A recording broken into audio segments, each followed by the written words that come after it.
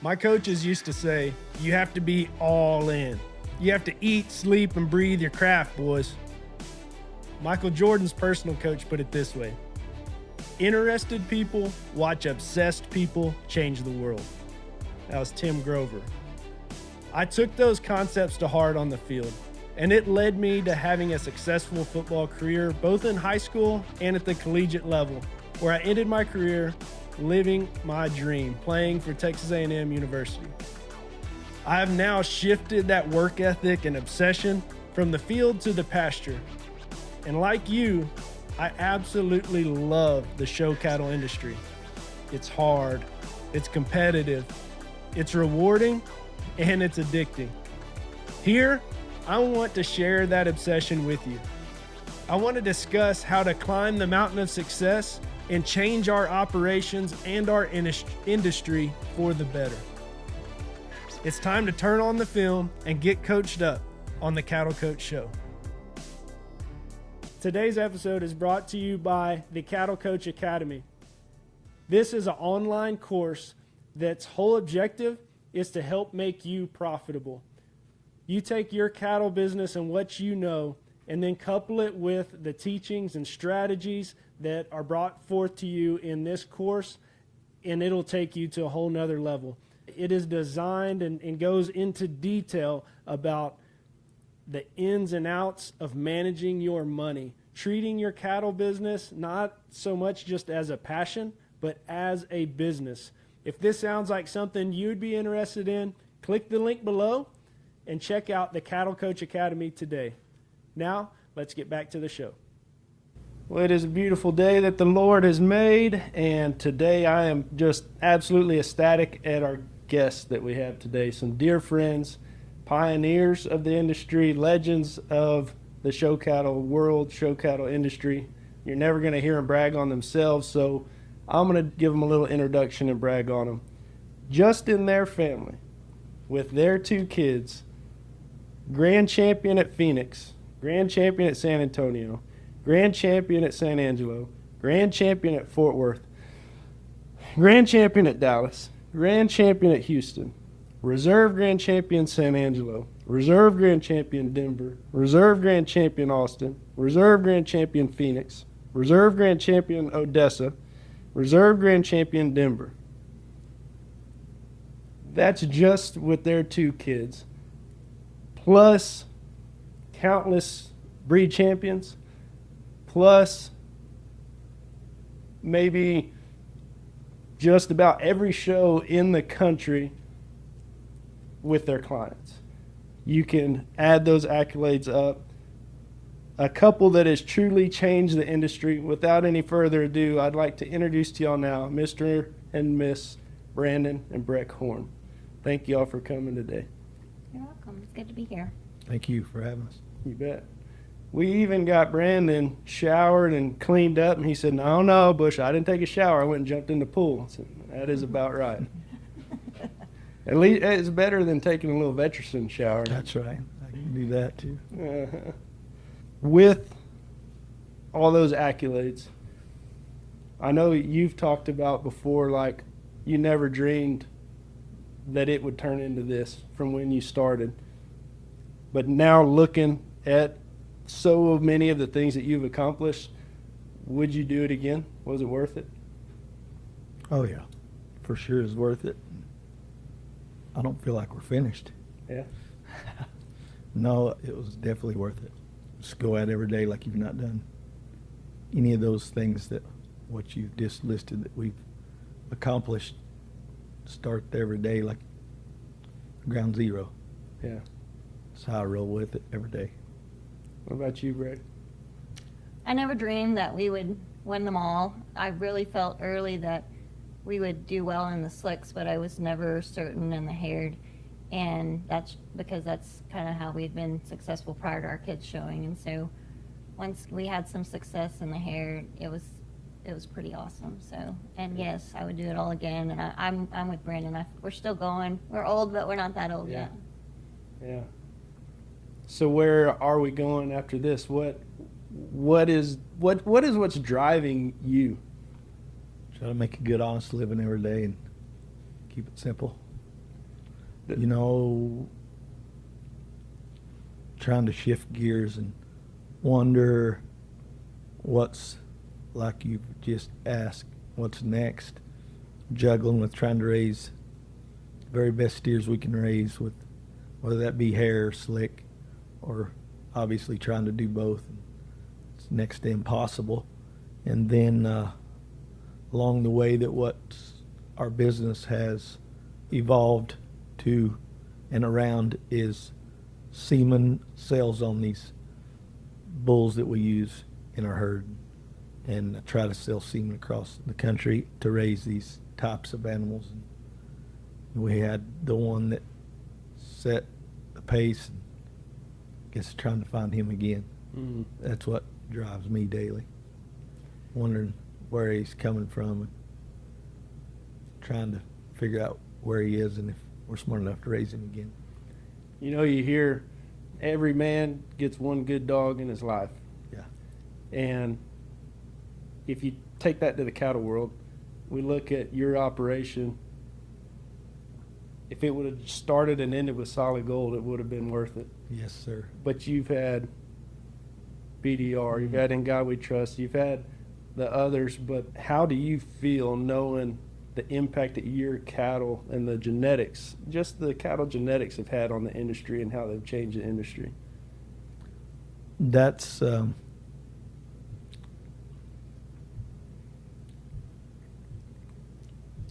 humbling. I never dreamed of any of that. Just tried to be successful and do the right things.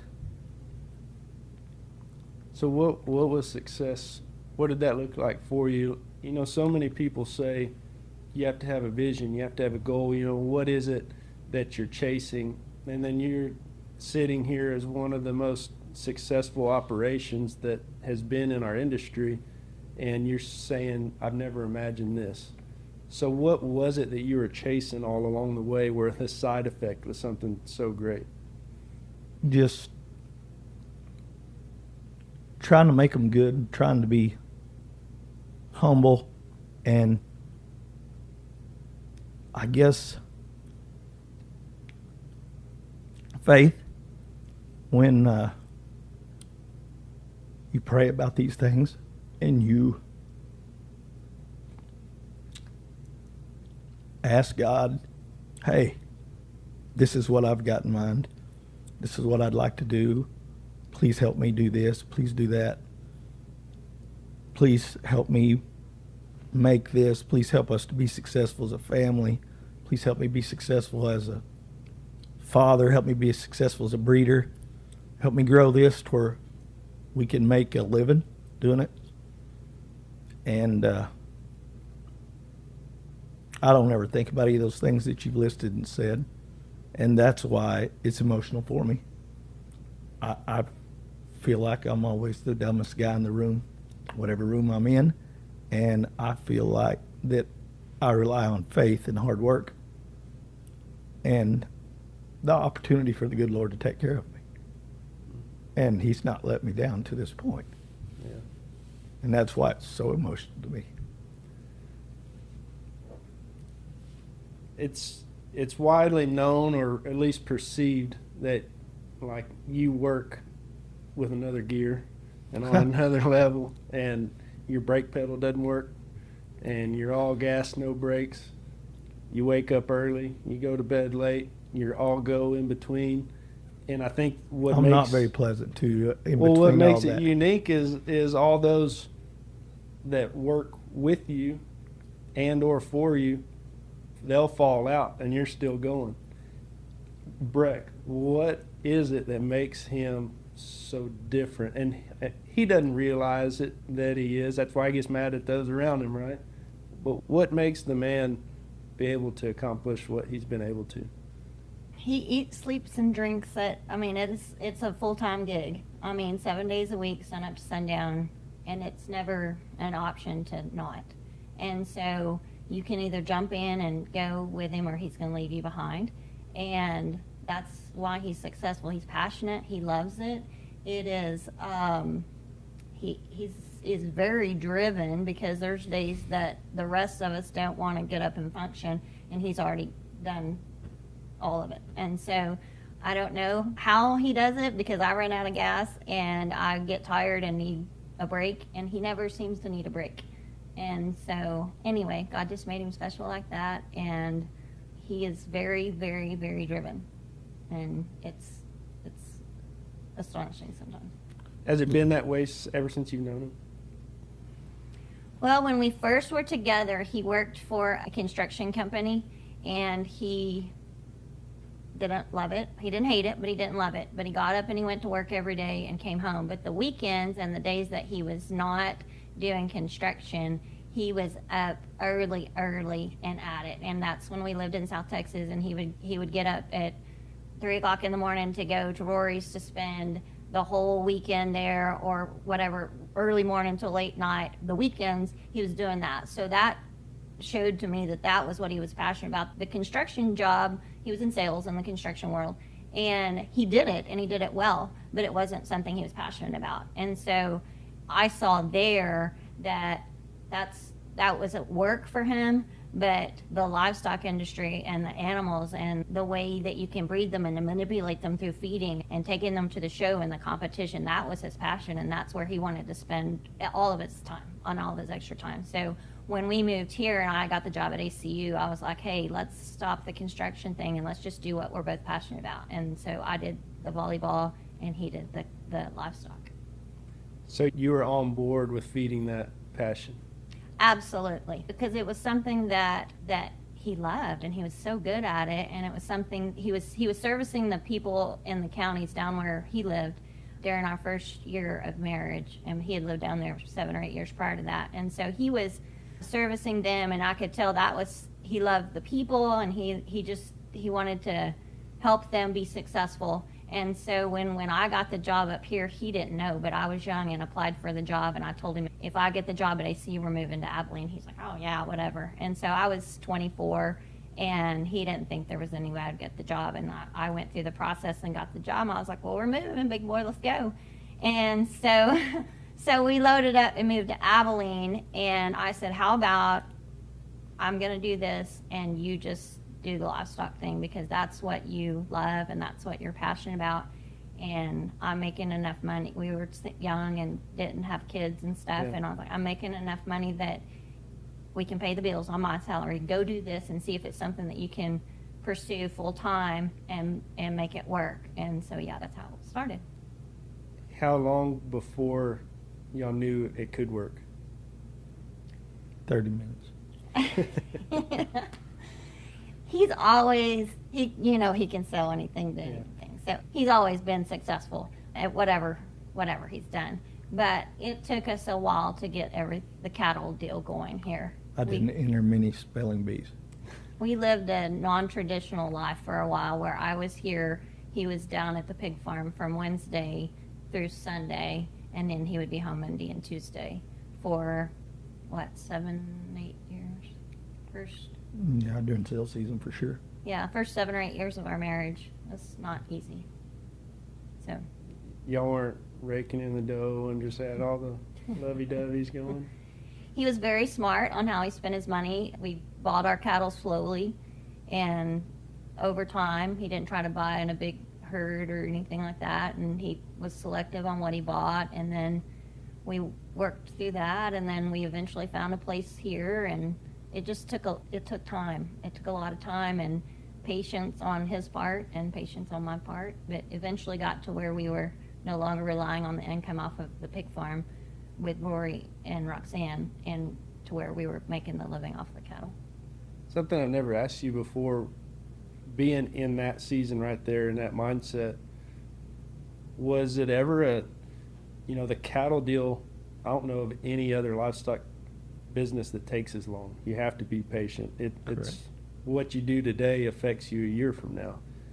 And being in the pig world, that happens so much faster. Was it ever tempting to do pigs and not cattle?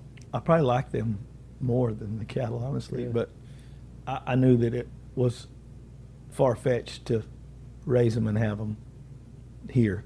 Mm. If we were located down there, would still be doing it there. I think I enjoyed it a lot, and like the fact that the turnover, you can make the turnover ratio, and you can make decisions that were effective within the year, basically. And with the cattle, I catch myself mating a cow in the last 2 days just thinking, I was like, that cow's 9. I'm breeding her to a bull that's dead, gone. How old was he? I'm thinking, God, am I really getting far ahead? What am I doing here?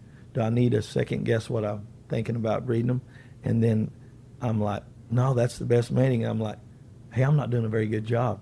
Or I'd be breeding her to a bull that I'm trying this time, and my young females might excel my older females. But I try to, lately I've flushed some younger cows, but not to get off the subject, but I wonder sometimes if I'm stuck down here in a gear that I don't like. Need to get up here and get it in the big hole up against this dash, keep it rolling. And I catch myself when I do get tired of thinking I'm not moving fast enough. Right now they're going to catch me. No, I love that you bring that up. That's something I wanted to get into as well. Something that I absolutely love about going and visiting you, and it happened the very first time I ever went there, and it happens every time since, is I go and even though I may not ask, my mind's running 1,000 miles an hour analyzing, why is he doing this? Why is he doing that? And whether you believe it or not, a lot of people have what they think you do and why you do it in their mind. And getting to watch you and having a first-hand seat at a lot of this unfolding has been amazing. But one of the first times I went out there, you had cows in different pastures, and you had a different young bull with each one, and you owned solid gold. Yeah. And it blew my mind that, why don't you just breed solid gold to all of them? And what I think is one of your special talents is, one, having the confidence to use your own stuff, but two, having the smarts to pivot off of it and not hammer it down. Right. And you're always wanting to catch that next year or get that next level. Yes, sir. And so what is the importance of having the confidence to use your own stuff and the importance of pivoting off of something? I think when I struggle with that decision, that goes back to faith and your prayers, and you're asking for guidance on a daily basis of, hey, go ahead and send signal. I'm struggling here. I need reassurance somewhere along the way. Hit me with it, run over me with it, do something. I know I need to move here, but I don't feel it like I normally do. And then I'll catch a sign, catch a signal. Hey, the Holy Spirit will start talking, and I'm like, okay, now we're talking. I got to get some more rest so I can be paying attention. I got to get some more rest so I can be paying attention. It's catching up to me the older I get. I'm having a harder time having enough rest to pay attention to all the messages that I receive daily on which direction, which way to go, and having the confidence to use those young bulls. But it goes back toward gut feeling that's been planted on you in your head and your mind, that you know what the right thing to do is, but don't. Then the devil, he's there going, oh, that is not going to work. Oh, that's not going to work. And you're like, yeah, it's going to work. It's going to work. Like, I don't know. So, has your faith been this strong in your decisions from the beginning? For sure. But as you get older, you understand them more. You understand them more. You listen more. You have to rely on it more. You don't think you're smart as you did when you were young. I have trouble. Our marriage is probably stronger than it's ever been because I ask her more questions about. She said, why are you asking me that? And I'm like, I'm struggling. I need your assurance. She said, you're good at this part. I have no background in this. Why are you asking me that? And I'm like, hey, I just need some backup. She said, do it. You know what you're doing. And that's gratifying that you get that from your spouse. And so she's bought in for sure. I wondered in our marriage early on, and she wondered as we argued over time and me spending enough time there. And I mean, you said all those nice things about me earlier, and without a doubt, she's the rock behind it all. A lot of people that are in a relationship and going after a business like this can feel like the spouse is their anchor dragging them down, and feel like they could do it better without them. And that in most situations is right. That's not it. And so just tell everybody what Brek means, not only to you, but to your family and y'all's operation and its success. Well, without a doubt. I mean, I make those decisions like what you just spoke about, that you know me for, and that you're making public the people that don't know me, and they'll know me for. But what about the times when she made sure the home was comforting for me, when the kids had some issues or argued about this and she was not having the best day or whatever, and it was always good. She's just such a good homemaker, and she's the very best cow checker there is. I mean, like, she calves the cows. She can tell you exactly when. That's why you when. keep it real. Yeah, that's right. I love Hey, it. you're all of it. Yeah. Before you derail, Mr. ADD, Yeah. I want to show y'all something. Because this fits I'll derail perfect. again. You're going to be a baby. Hi, I'm Hayden Horn, daughter of Horn. And I just want to say thank you to my parents for everything that they've done for me. They've been there since day one for me, and they have been my rock and my people since day one. I don't remember a time in my life with whatever I was doing, whether that was volleyball, showing steers, whatever my passion was. And they've been there for me and supported me and poured their everything into me. I want to say thank you to my mom for always just being my person and my support system and just supporting me in whatever I do. And I'd like to say thank you to my dad for all of the hard work he has poured into me and supported my passions and truly gave his all to what I love and what I'm passionate about. And so I would not be the person I am today without my parents, and they surely are my people, and I'm so thankful for them, and no words can describe the gratitude I have for my parents.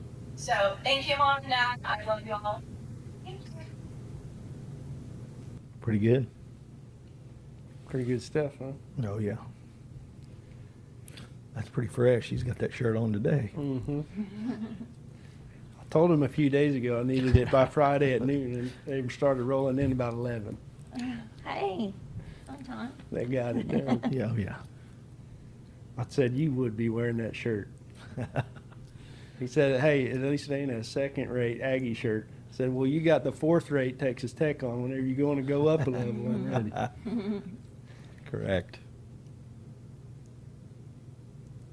Biblical principle is you don't judge a man, but you can judge him by his fruits. And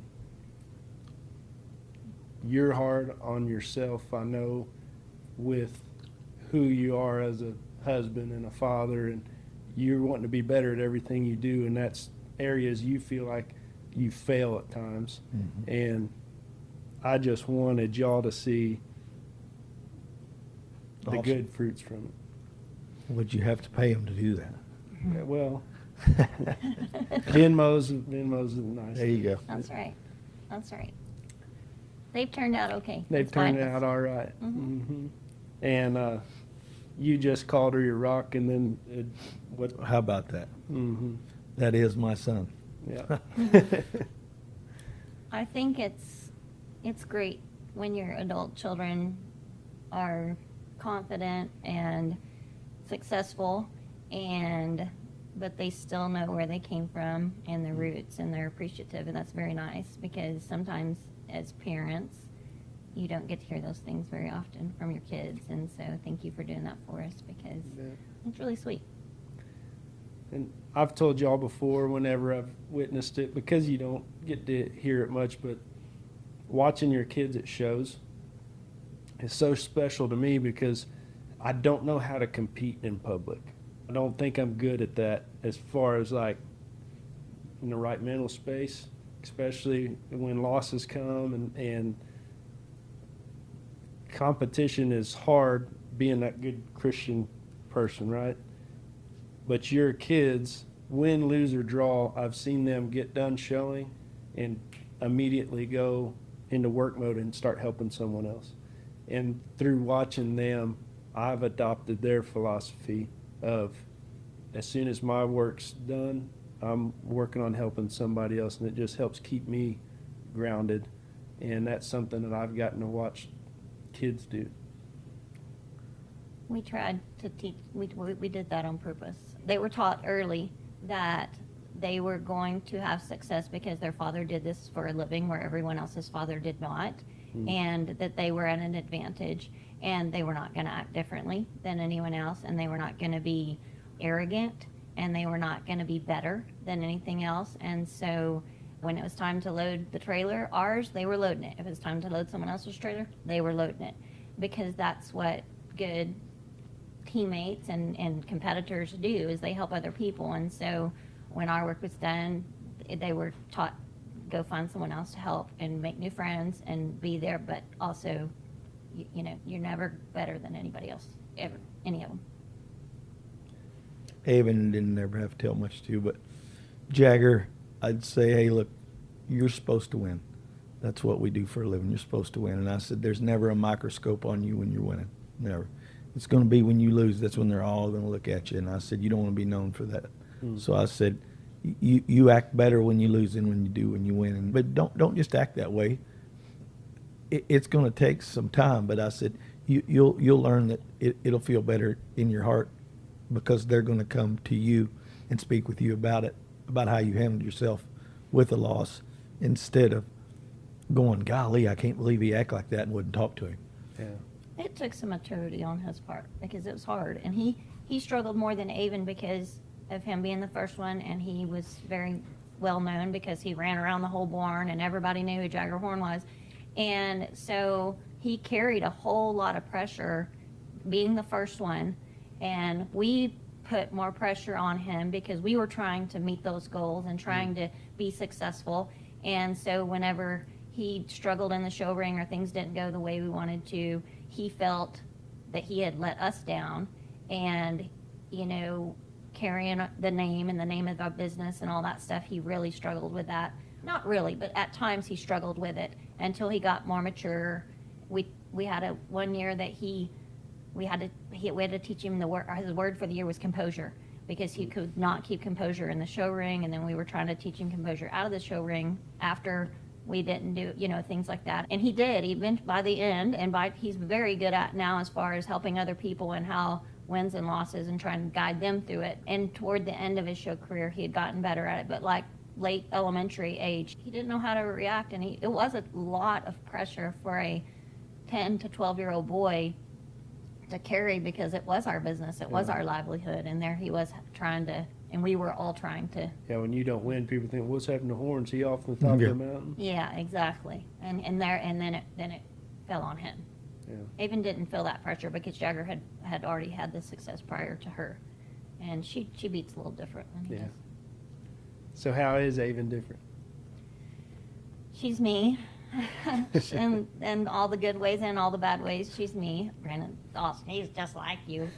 And she is, but there's some good qualities there too. But she's bold, she's confident, she doesn't put up with much. She loved playing volleyball, which I loved, but she also loved the show ring, and she enjoyed competing. Once Jagger went to college, she loved the barn too, because she kind of got to be in charge. So up to that point, you'll see with your boys that the second one struggles and doesn't want to be out there as much, and because the older one is bossing them around all the time, and she didn't want to be bossed around. I didn't want to be bossed around either. And so once he left and it became her barn, and she got to be in charge, and the order of what was being washed and tended to and whatnot, she really grabbed a hold of it and took it to another level. And then when she's home now, she's organized. She's pretty good at organizing the barn and getting stuff done. And so, anyway, but she's good. Yeah. Don't worry about her. We don't worry about her. As a show mom, show dad, family, business aside, what is some tips that you would have for maybe structuring your family success where it doesn't divide you, that y'all can use the show ring to bring you together?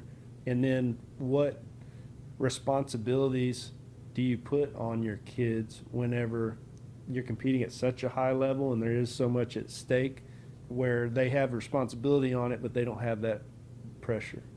We had roles.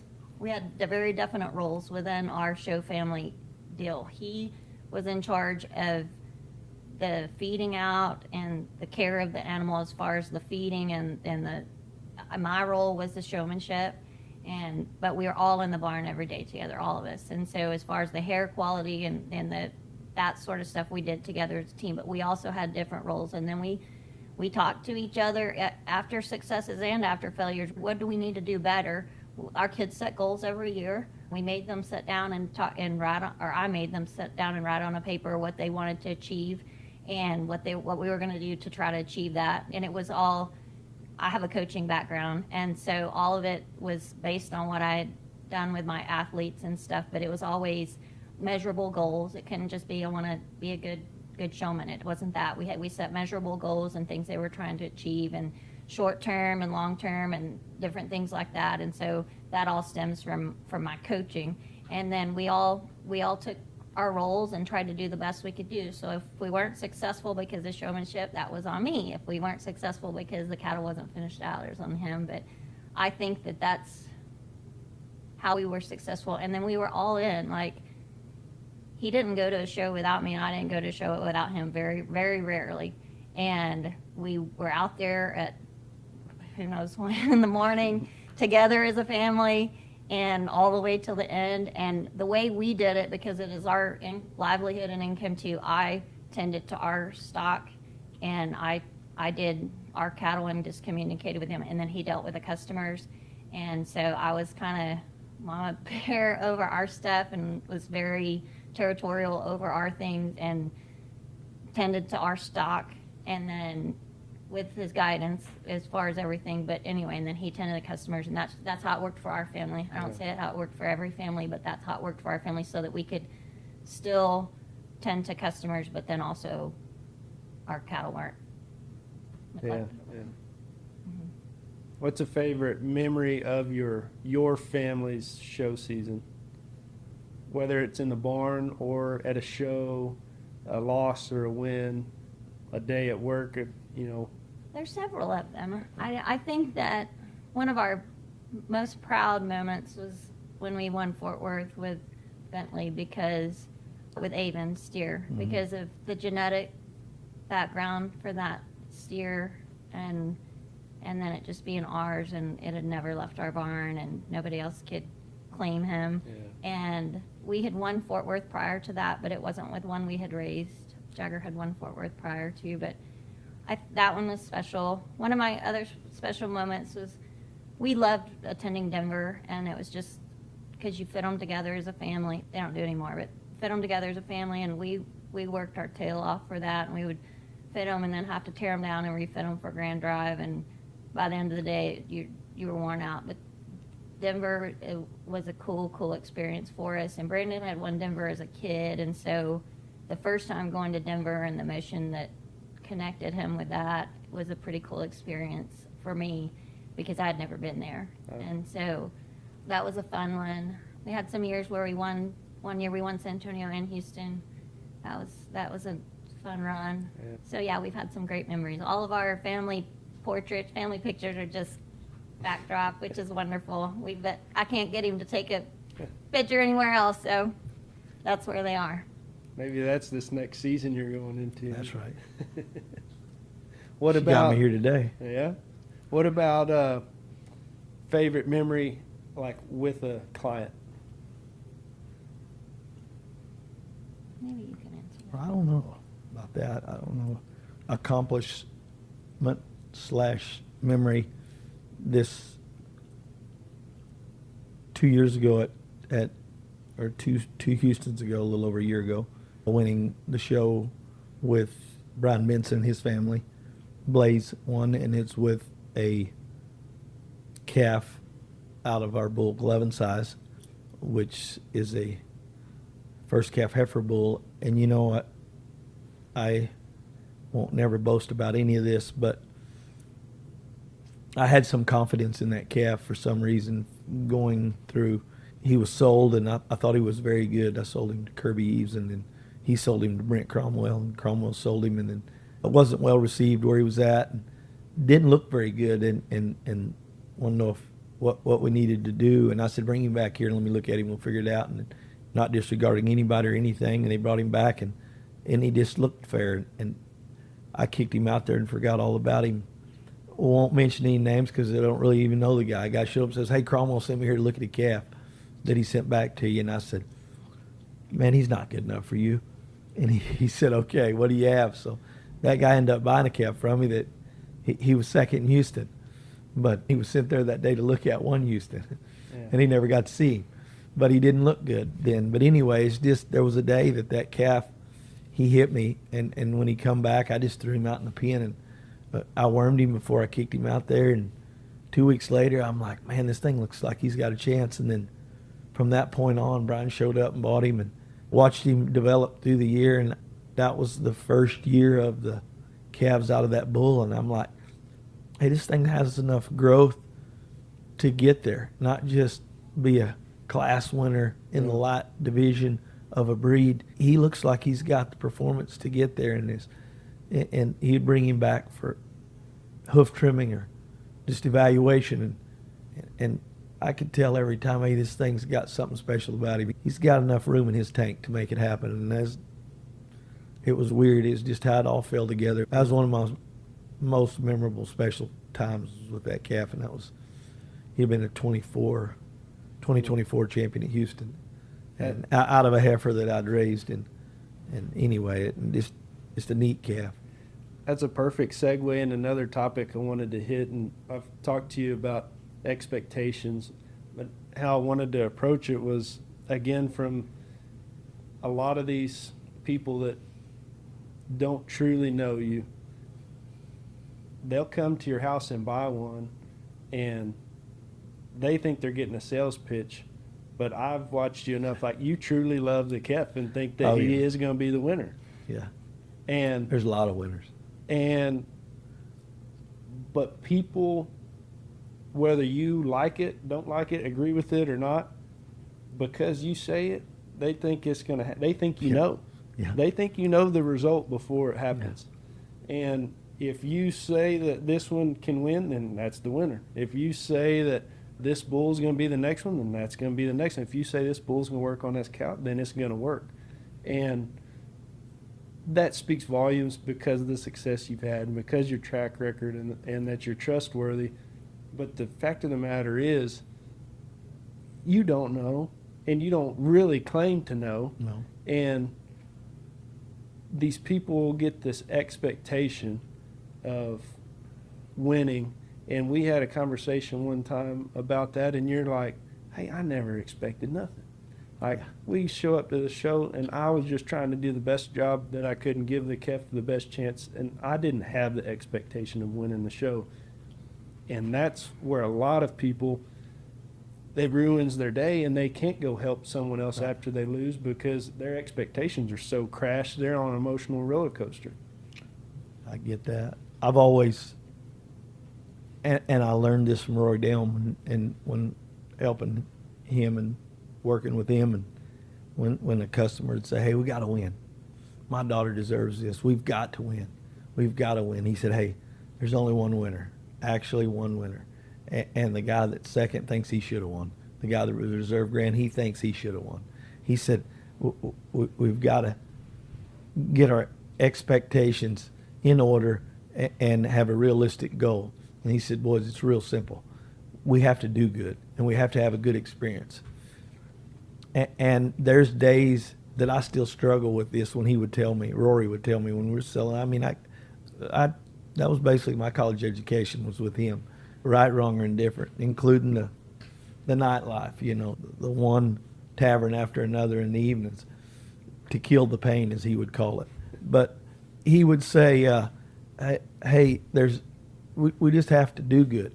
And there's only one winner. It needs to be a good experience, but they need to do their part, and we need to do our part. But it just needs to be a good experience. And he told me, and I still have trouble understanding and believe it. And he'd say, hey, listen, if the guy likes his animal, show pig, show steer, goat, show lamb, whatever. If he likes his animal, no matter how good he is, whether he made the sale or didn't, if he likes it, he's happy and he's coming back. If a guy doesn't like his animal and you let him, and you talked him into it, he can win his class and he's not happy. And I said, I have a hard time believing that and grasp that. He said, I'm telling you it's true. I had some good customers and they've explained it to me in their version, in their way, and 9 days out of 10 I believe that. But there's one day in there that I still have a trouble understanding and believing that, hey, they won. Yeah, I know, but they never liked the calf. They never liked the pig. They won. Well, that isn't what they wanted. That isn't the one they wanted. They think the one they wanted might have beat that one. Yeah. And I'm like, well, so anyway, Rory has always been adamant about saying, hey, we don't have to win. We just got to do good. And it has to be a good experience. It all has to go like you've mapped it out and planned. I don't think a lot of people realize sports the same way, but in this game, it's very much the same. As the margin of victory and loss is much more narrow than what people think. Oh, without a doubt. And just like the Benson's calf there, he won, the judge loved him, but you re-rack that situation, he doesn't have to win again. That's correct. I mean, there's so much that just lines up. And yeah, so true. The second day of judging, the third day of judging, whatever, if some of those cattle are having their day and then they come back in the grand drive, you know, basically what it amounted to is when it got to the grand drive, he looked elite. And, you know, what if a reserve champion that didn't look elite on day 2 of the showing, but did look elite on day 3 of the judging, he was boxed out. Yeah. Very few times is it dominant. Absolutely. That's correct. You have had some of those. That's, you weren't going to take to Fort Worth, he did donkey stomp. Yeah, that you just give me cold chills. And, you know, his favorite memory in Brek, you know, I don't think like that, so it's never in my mind. And when she brought that up, I thought, man, why didn't you say that? I've never had a moment like we had then, and it makes me emotional today. But I mean, it's incredible to have one that looked like that. Crazy story. And the story, and not many people know it, so I'll tell it in the short version. And Brek don't think I can tell short version stories, so here we go. The calf we were taking was clipped and looked incredible. We thought that he was one we were going to show. I don't know why I did what I did, but we were through clipping, through with everything on the Sunday night before you leave to go get in line on Monday. And the calf that we end up winning the show with, we were going to show him at San Angelo the following Monday, Tuesday after Fort Worth, so it'd be a week later. And we were still rinsing and blowing on him in case something was to happen to the other one. Never it was in the cards to take him to Fort Worth, but I had him 12 o'clock in my mind. We had him 12 o'clock to take because we're so close going to show. I'm going to be away from him for a week, and then here we go. So he was still getting a bath and coming to the barn, and I said, I'll knock a little hair off this one today. For some reason we wrapped it up, clipping by about noon to 2, and I said, I want to do this myself. So I just knocked a little hair off of one side, took him out there. Chase Walder held him. I took his picture, and then it was close to time to feed.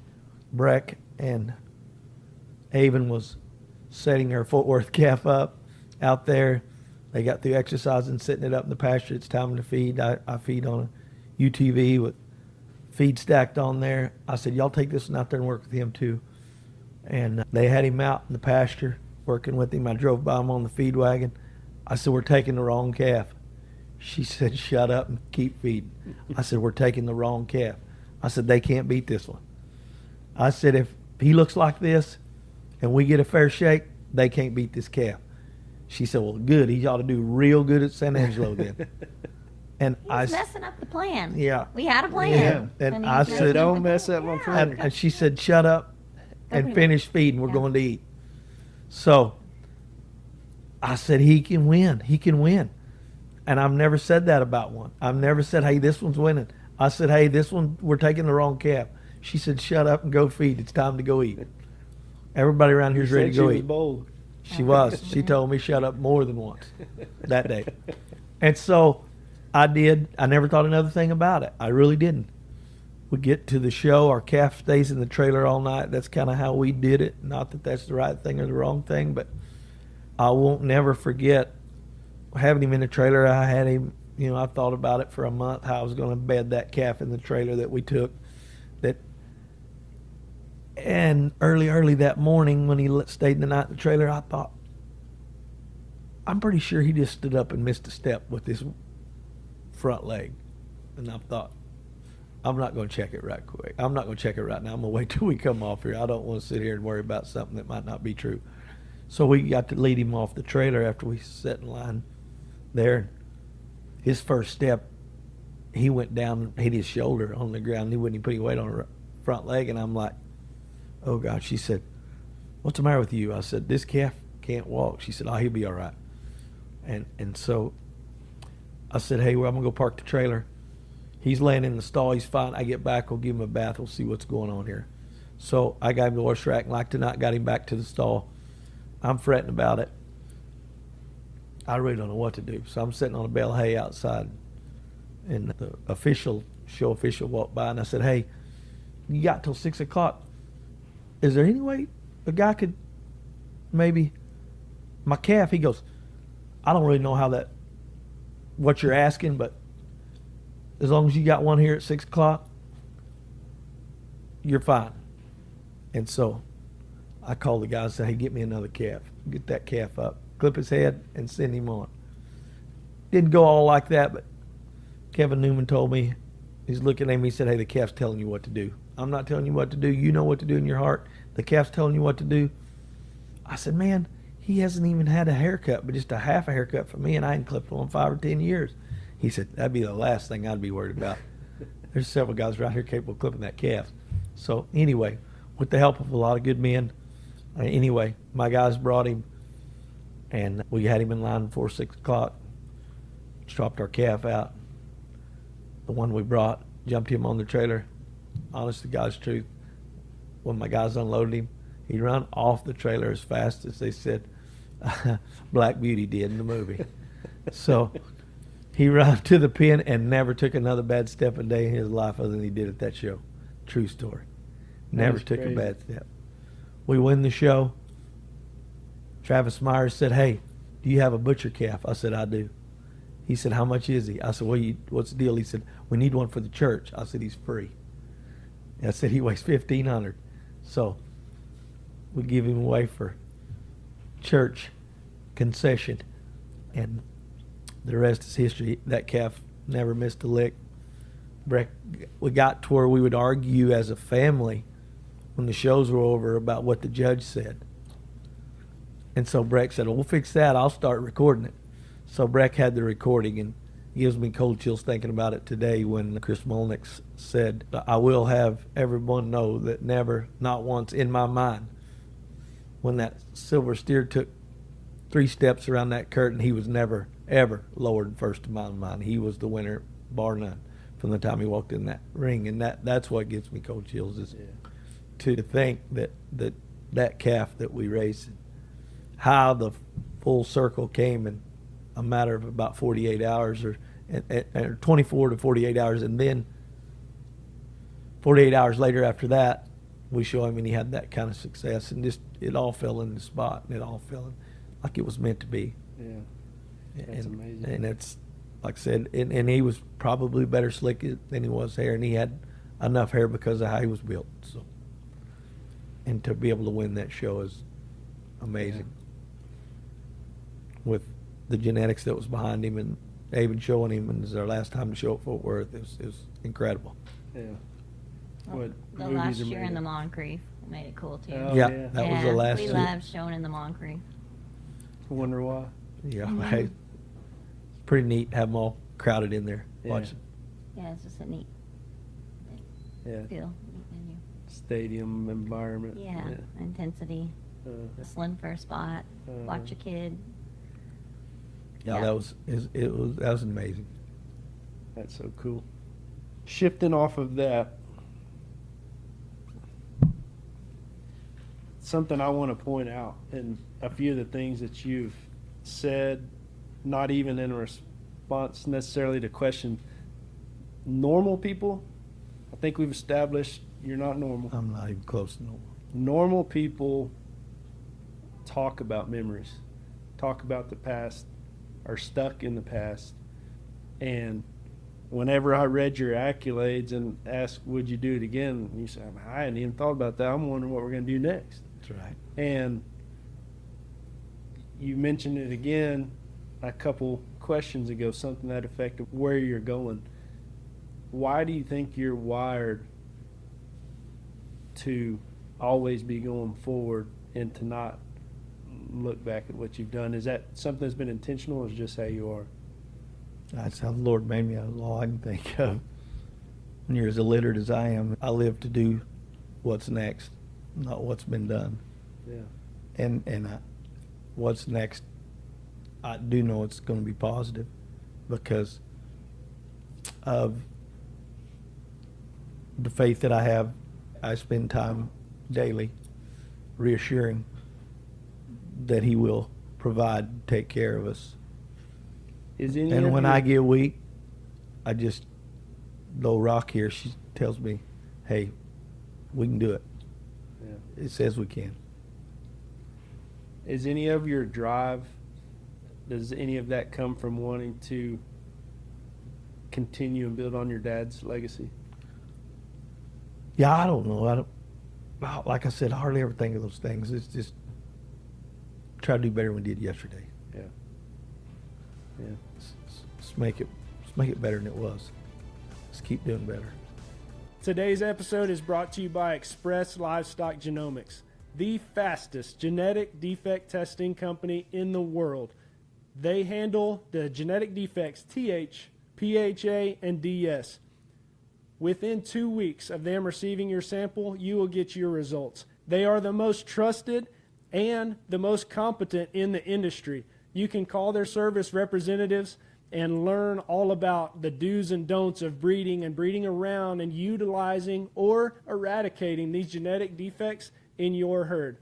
If you would like to learn more about or look up anything to do with Express Livestock Genomics, check out the link below and enjoy the show. Something you said earlier, Brek, was we all know that he's a good salesman, right? And so you knew it was going to work because he could sell it. But my personal opinion, and part of what I think the business's success has come from, is I think he's a better buyer than he is a seller. Do you put any thought into that, or is that something that comes Me? naturally?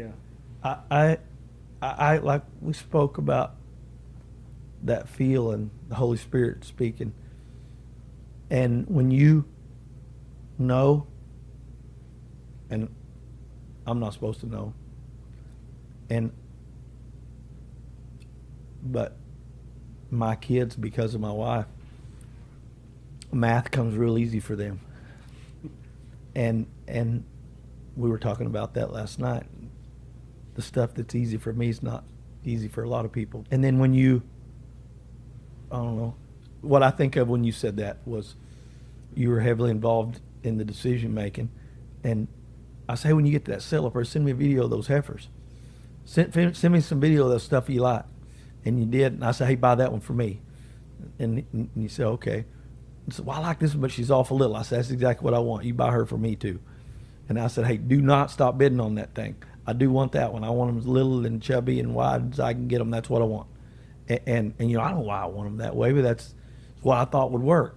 I mean, that's what I felt would work. And it worked, you know, but there's the times when it doesn't work. and you question, you know, is it going to work this time, or is it not work this time, or is it not going to work this time, and then it's going to work this time, and it's like, do the right things at the right time. It'll always work somewhere along the way to do it. But I heard this from a good trader, not an old horse trader, and I can't even remember who it was. He said, you make your money when you buy them, not when you sell them. If you're buying and selling. Right. Most of the stuff we raise, but when you head off to go buy something, you make your money when you buy it, not when you sell it. So I thought that was very good information that stuck with me. I always remember that when I'm buying something. You make your money when you buy it, not when you sell it. And I thought, that don't make any sense until you think about it. He sees them different than a lot of people, and I think the green skinny ones, he'll look at one and be like, oh, that's, and I'm like, I don't see that. I'm getting better at seeing it, but he sees them, the lines and the structure and the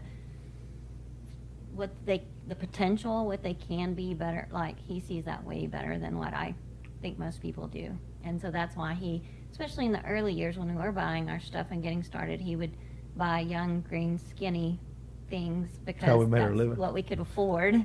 And then it grew from there. But we've partnered with some good people, and that's been positive moves. And so I think he sees good in the cattle or the livestock and in people and making the choices of who we. The good Lord takes good care of me. Mm-hmm. There's no two ways about that. Of all the things that you have to be good at to be successful in the business, breeding them, the work ethic, the recognizing when one's sick, all the different aspects, how important or unimportant on that list do you think reading cattle is? Your eye for cattle. It's as equal as they all play their role, for sure. Where that question? Sometimes I wonder, did I pick the right kind there? Because it didn't adapt and adjust to what's happening in the industry right now.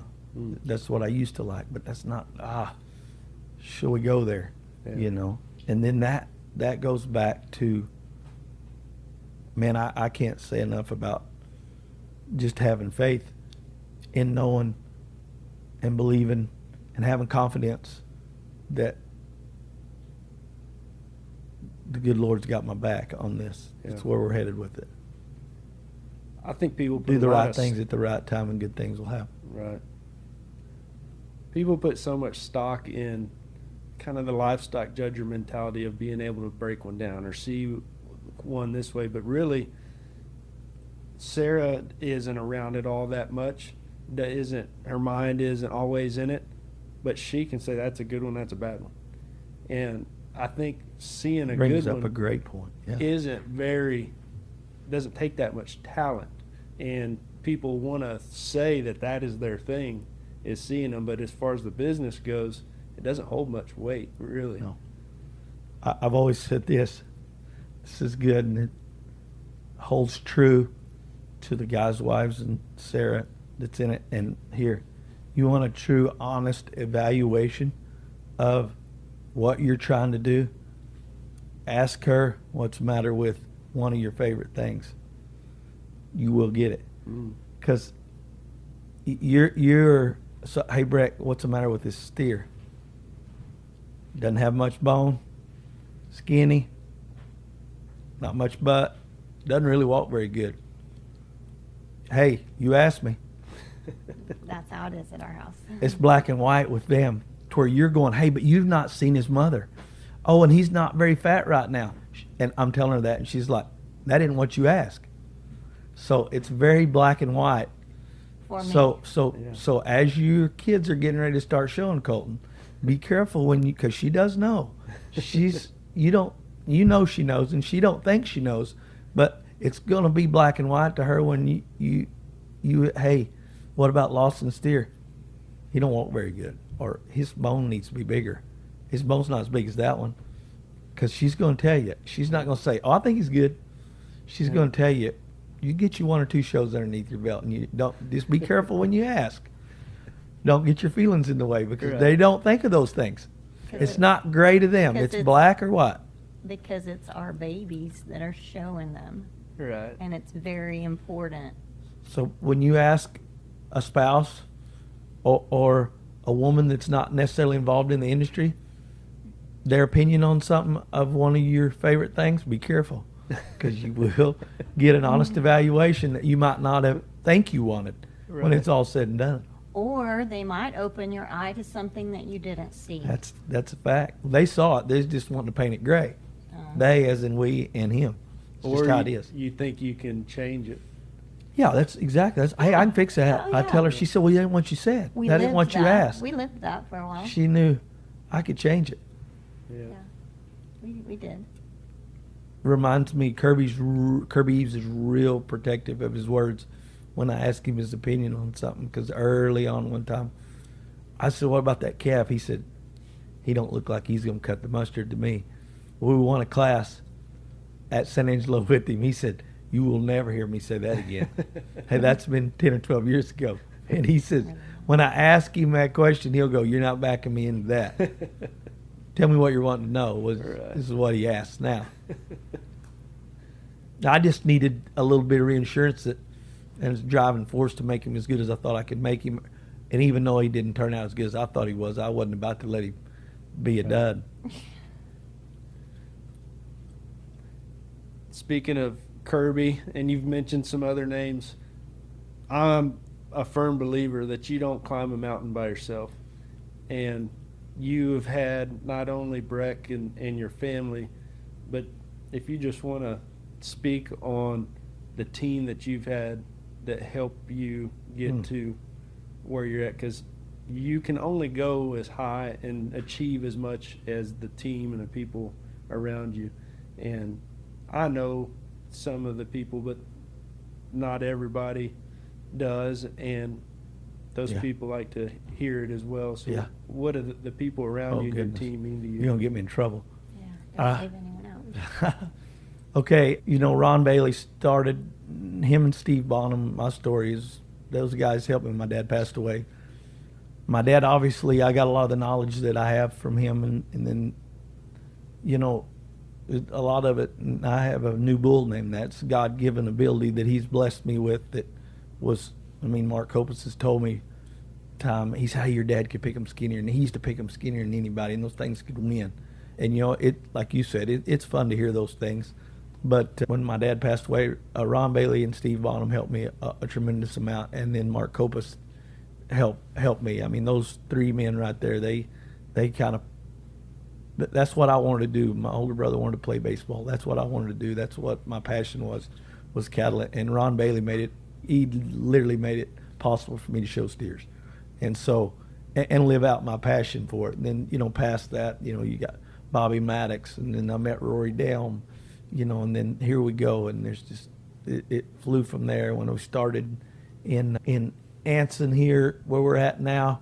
We hadn't been there long, and Keith Terry worked for us, and my dad had given him the name of Meatball, and there's just Kenny Herzog played a big role in my life with that growing up. Then when we got to Anson, along come Luke Strecker, and my business would not be anything of what it is without him, and the sheer knowledge that he has, and the ability to see and do and be normal, but have a sharp mind and could think and see. And he and I together could see it, and he had a gear like I had.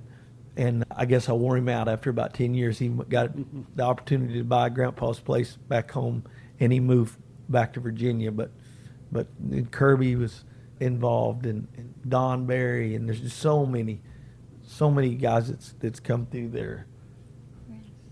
Yeah. We were the positive thing. You don't get me crying again, but Chris Martinez that come into my life.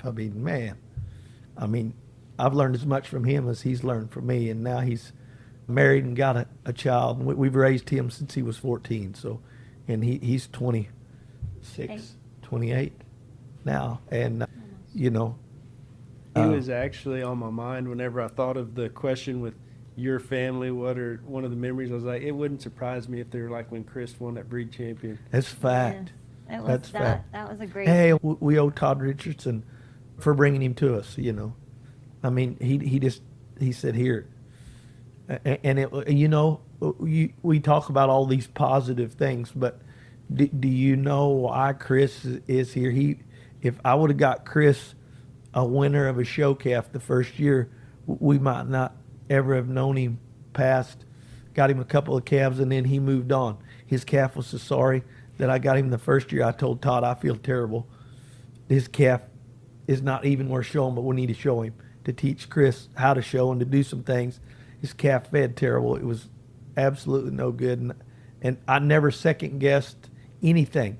I was seeing a chance for him to get to know us and for us to help him and me have a little barn help in the summer. And I said, hey, I got him next year. You let Chris come work here in the summer and I'll get him 2 or 3 calves. And he said, well, we're going to get him one too. So Roy D. Russell got him a show calf and actually won our class with him in San Angelo. And then we had a calf he showed for 2 years. And so it worked good. And one of the proudest moments was when he, with me not thinking that I lived my life that's admirable to lots of people because, well, I'm going to call it passion, but nobody else really sees it when I act like I do around the barn. When I'm screaming my passion on a daily basis and Chris comes to me and me not knowing him and he asks one morning, and I lost it like I have on this interview here 2 or 3 times. He said, hey, how do I become a Christian? He said, I want to live with that peace in my heart and my mind like you and your family do. And I went, whoa, where'd you come up with that? He said, when I leave here, I don't make good decisions. And he said, y'all do. And I said, hey, man, I act like an idiot here 2/3 of the time. But he said, it's pretty controllable compared to what I live in. And I said, wow. And he said, I said, you come with me. And we went and prayed, and Todd was there that day. And man, that was truly one of my best accomplishments, if you ask me. So It's amazing. that was a good day. Yeah. And then the day he left, I'm like, dude, where are you going? He goes, man, I'm out. This girl, she's pretty special. And I said, well, are you going to come back if it don't work? Yeah, I'll be back. And so it worked, and He's still there. he got married. And it's got Now we have a grandbaby. it's awesome. But truly one of the best accomplishments is Chris Martinez.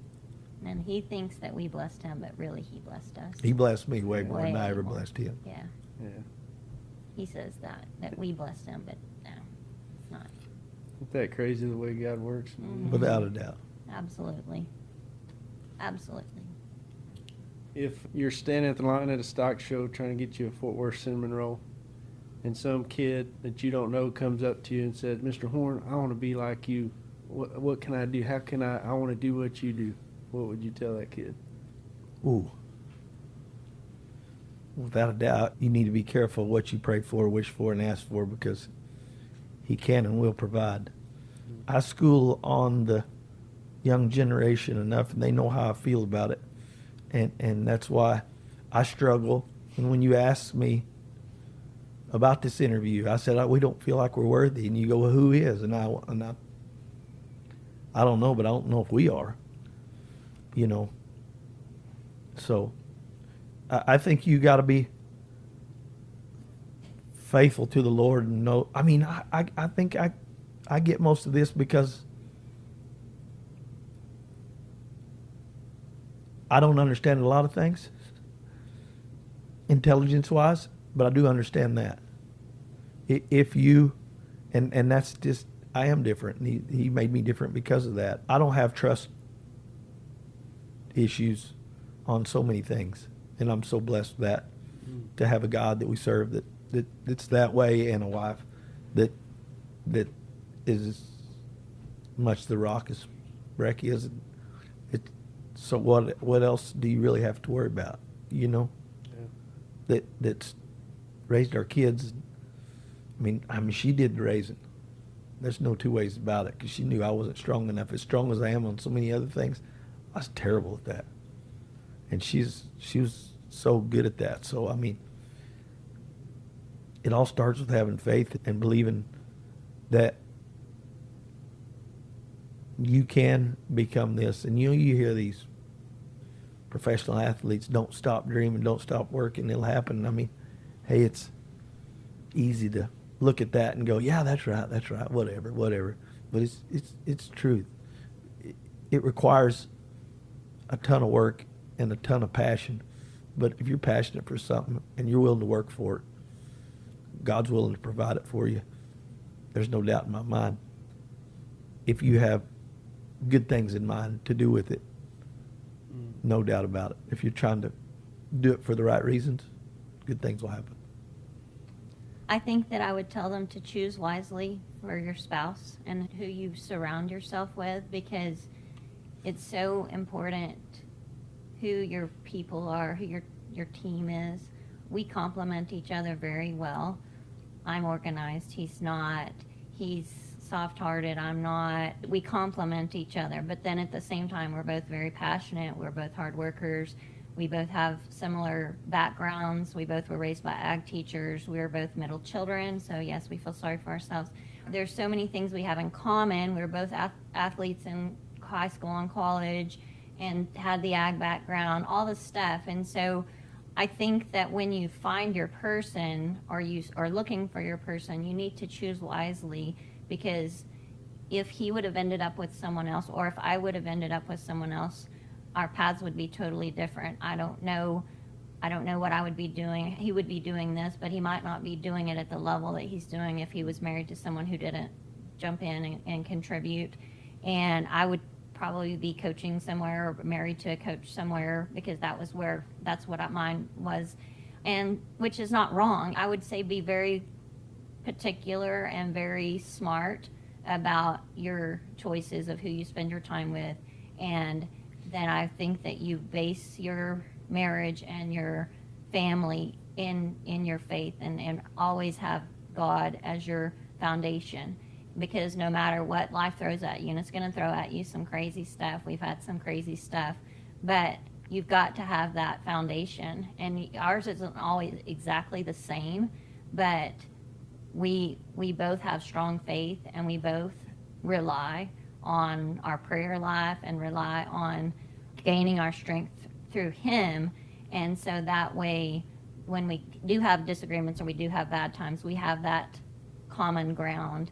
And so if you don't pick someone that has a similar belief or faith in you, and also not the same similar interests, it is hard. It makes it harder. I'm not saying it's wrong or it's bad. I just think if you're a young person and you're out there looking, that it's very important, the person that you choose to be your helpmate for the rest of your life, because that's what you're a team.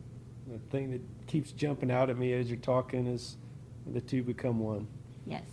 And a lot of times in today's culture, you want to do things separate, and you are a beautiful picture of the two become one, having Christ as the head of the household. And Brandon, even though you're a go-getter leader, you also have Brek that complements you, and it's a beautiful picture of, I think, how it's supposed to be. And sometimes it can be messy, but it's a beautiful mess. It wasn't easy. Like the first part wasn't easy. Everybody says that first year's rough. What did we say, 10? 5 to 10, we struggled. First 10 years was rough. It's hard. And we were both really strong people, and so that made it hard. I feel like we were settled in 27 years, we settled into our roles. And we do have roles. I mean, every marriage has roles, and he's the boss of the barn, I'm the boss of the house. That's what we told the kids when they were little. They're like, well, Mom said, well, Dad said. I'm like, I'm the boss of the house, he's the boss of the barn. Okay? And so, anyway. But, yeah, I think that's very important. Yeah. She's whipped Jagger more than I have, and I've never whipped Avon. I whipped Avon. She One said, time. you've never even whipped Avon. I said, He whipped her one time. I said, she's never needed it. Yeah. I had to whip them all the time. But that's why they're good kids. We think they are. Oh, that's Yeah, funny. I'm glad we have boys because I don't think I could tell a girl no. So It's rough. he was terrible at it. He was terrible. One day she got in trouble and he was like, "You need to go in there," because I'm the disciplinarian, and I was like, "She was ugly to you. It's no good coming from me. It has to come from you." So he gets up and goes in there, and then I don't think he whipped her, but maybe he did. I don't know. Maybe they pretend whipped or whatever. Don't tell mom and whatever. But anyway, he came out, big tears rolling, and he's like, "Don't you ever make me do that again." And he did. He didn't. Never again. So she's gotten plenty of whippings from me, but not only that one time from Brandon. Is what it is. It's funny. That's the way my house was. My mom whipped the fire out of me and my dad. I'd beg, please let dad whip me. Yeah, there was never a time at my house that wait till your dad gets home, because that did not happen at our house. I mean, no. But that's okay. That was good times. Good times. Talking about those early years of marriage, I know a mind shift for me was like whenever you get to where in your marriage with your spouse you're halfway combative, and there's friction and you're not necessarily in a fight, but it's like there's Just that a battle going, all the time. Yeah, that's going on, and you realize like they're on my team. Like that's my teammate, and I'm pretending they're on the other team. Right. And that mind shift for me was huge. On like, hey, that's my teammate. Let's work. All right, there's a problem. Let's work on it together. It's great. Yes. Not against each other. Yeah. Absolutely. We've had to come together and We struggle with that too. And say, hey, we're all on the same team here. That's the whole I win, you win, we With lose. with the kids, There's good seasons and bad seasons as far as that goes, and I think it continues, but we try to figure out what's the best route for us as like that as a team.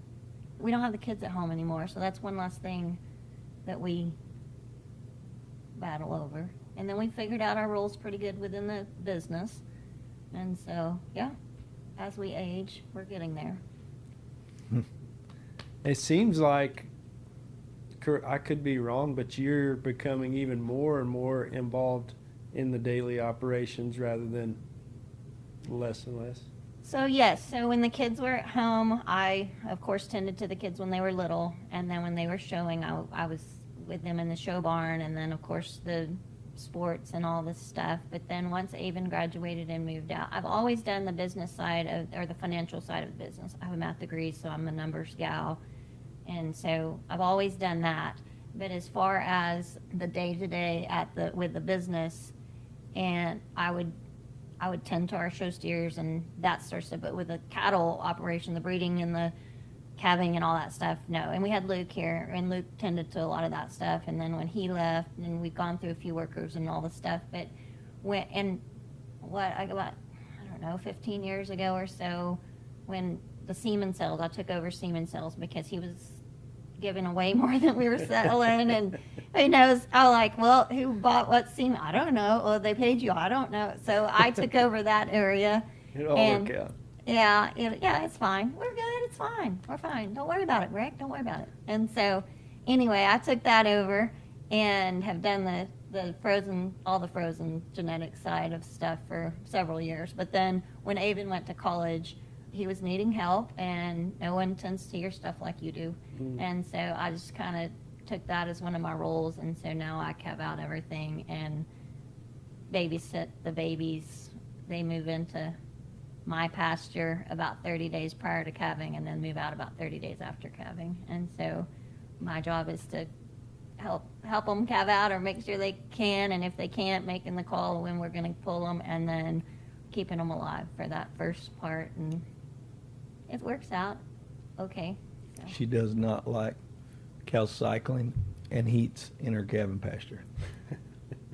As we get close to wrapping this up, I just become filled with gratitude, and it's so surprising to me as a South Texas kid who grew up in a ranching family who has like commercial background, and my grandpa's a sale barn, and I always loved working cows, loved being horseback, and looked up to those old cowboys that I grew up working with that worked for my grandpa. And now having a mentor, friend, someone to look up to in the cattle business that's a short Oklahoman that doesn't wear boots, jeans, or a cowboy hat. And scared to death of a horse. It's scared to death of a horse, doesn't like shooting a gun, but is also the same breath one of the smartest cattlemen I know.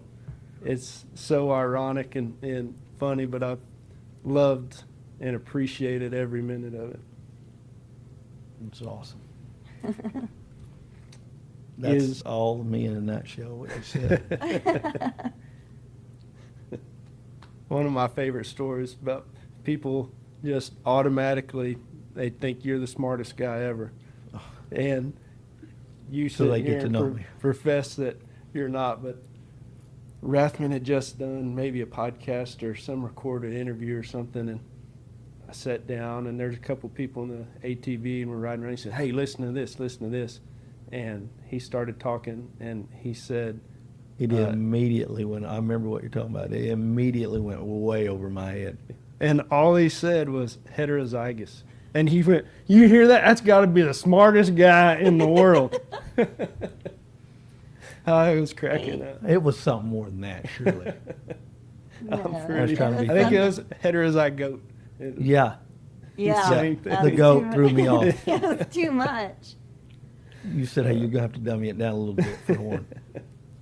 That's okay. a fact. That's okay. It We never make bothers work. me. We make it work. That's right. That's right. Well, I love y'all and thank you for this opportunity. Thank you. Is there anything that you would want anyone to know about you that we haven't covered? And my wife had one request, one question. Okay. So Sarah's question is, where are y'all going from here? What's next for Horn Livestock and Brandon and Brek Horn? Well, I think that what's next is for Jagger. Jagger has moved back home and started working with us, and so I feel like next for us is to figure out what that balance looks like within our company and his role and Brandon's role, and hopefully eventually his role becomes more and we get to not phase out totally but phase less, and maybe spend a little more time away from the cattle pen, but maybe not. I owe it to my wife to spend more time with her and to at least take her on a good trip somewhere. So I owe her. And you got to go on said yeah, trip. I know all that, but I think that I can't send her. I got to go with her. Yeah. I think that I'm honestly looking forward to that, but getting It's him just there is the getting hard the part. ways. We are looking forward to eventually more grandkids.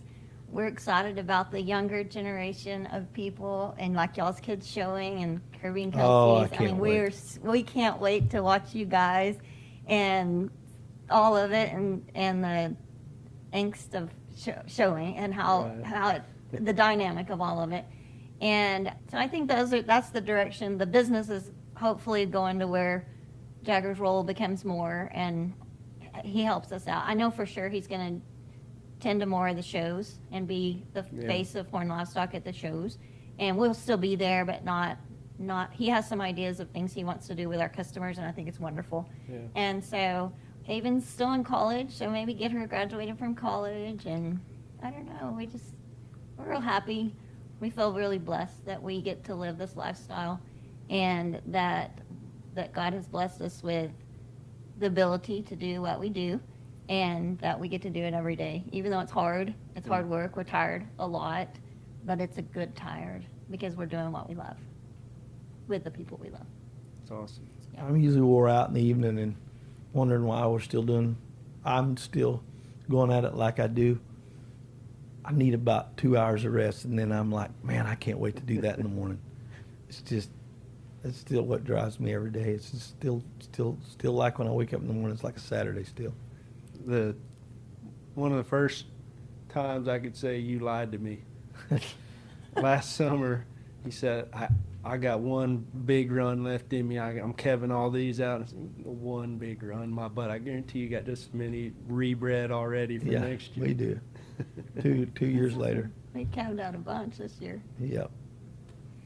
We're It's slowing just- down. Didn't you know that? Right. Yeah. Well, we didn't really know what it would look like after the kids. We were, empty nesters. Uh-huh. So, and then struggling in your mind how you're going to pay all your bills. You can't just lay down, or I can't. Yeah. We're still trying to figure all that out because we really don't know what it looks like. We don't Right. know because we've always grown. I feel like that our numbers have grown. The size of our herd has grown. The number of bulls and it's always been in the growing stage. So Right. we don't really know what it looks like.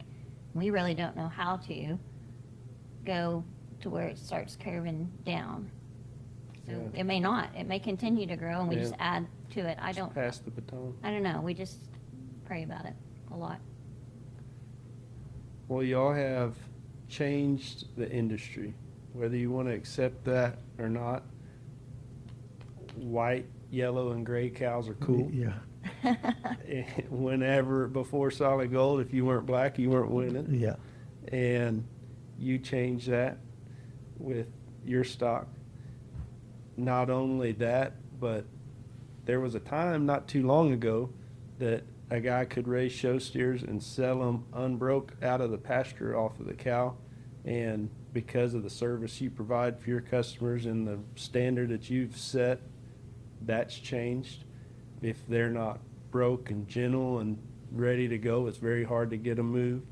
You've been a pioneer in the industry and done things that haven't been done before and are the standard in a lot of ways of what it takes to be successful in the industry. And it's been amazing to watch, and I'm honored to be a small part of it. Part of me, and I think I share this sentiment with other people because I've had conversations with them. They're like, "You think I could work for Horn? You think I could work for Brandon?" And some of them you can just say, "No, absolutely not." But like, for me, it's like, I could do it. Like, part of me has always wanted to go work for you just to prove that I could, and the awesomeness that would go with it. But now, being in the position I'm in to work for you and services we provide with Express and Bonanza, and it's a way to still live out part of that dream, and it's just cool for me. Tell those people, come on, we'll Yeah. give them a shot. Yeah. Most people- He is always needing the help. So if you think you got it, got Yeah. what it takes, Yeah, just come on. you get a paid tryout one day. They'll see if you're worth it. Really, most people last 2 weeks, or maybe sometimes a little bit more, and then they need a break. Mm-hmm. Month, maybe. And they need a break from work or break from Brandon. Both. Both. All of the above. No. For sure. It's good. It's good. Yeah. Thank y'all. Love Thank you. y'all. Thank you. We love you. Don't want to take up any more of anyone's time. Thank y'all for tuning in. This is the Cattle Coach Show. I hope y'all got as much joy and inspiration out of that as I did.